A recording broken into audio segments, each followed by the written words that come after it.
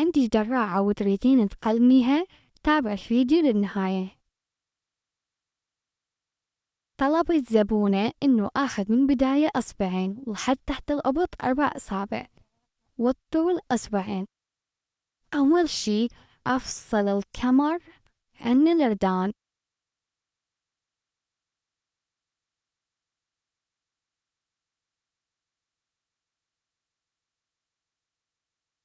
من بعد ما فصلت الكمر على النردان أقلب الدراعة وأبدي أخططها بهذه الطريقة، وهي تكون من فوق عريضة ومن جوا عدلة.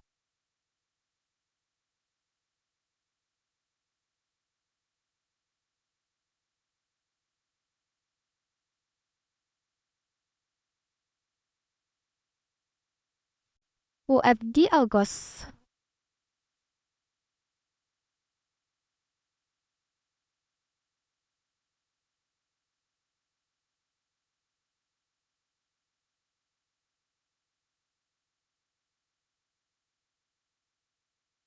الجانب الثاني آخذ الوصلة اللي قصيتها من الجانب الأول وأخليها الجانب الثاني وأقص.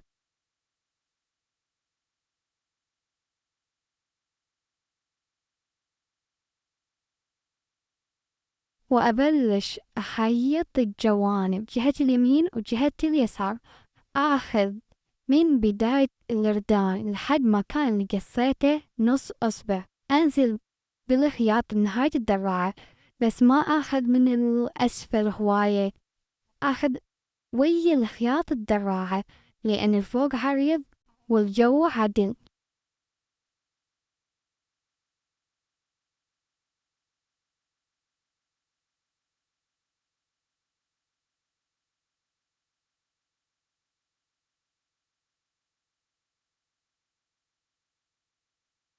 وهاي نظافة الخياط من الداخل بعد ما قفلنا الجوانب اليمين واليسار. آخذ الكمر وأقص أصبعين،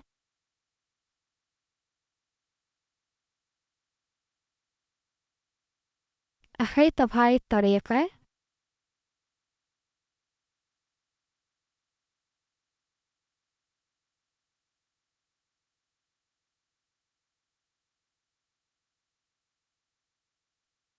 أشكل الكمر بالأردان.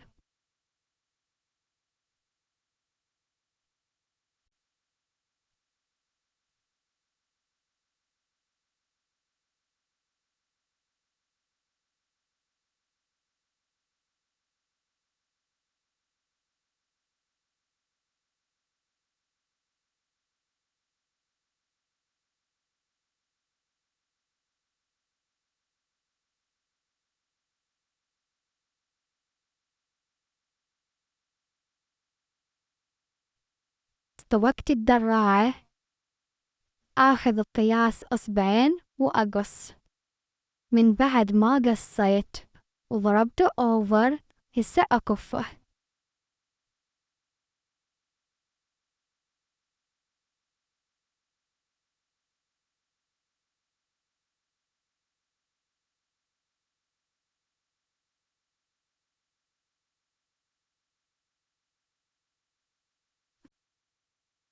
إن شاء الله عجبكم الفيديو. لا تنسوا تتابعوني على صفحاتي اللي قناة اليوتيوب وصفحة الفيسبوك والتيك توك والإنستا. مع السلامة.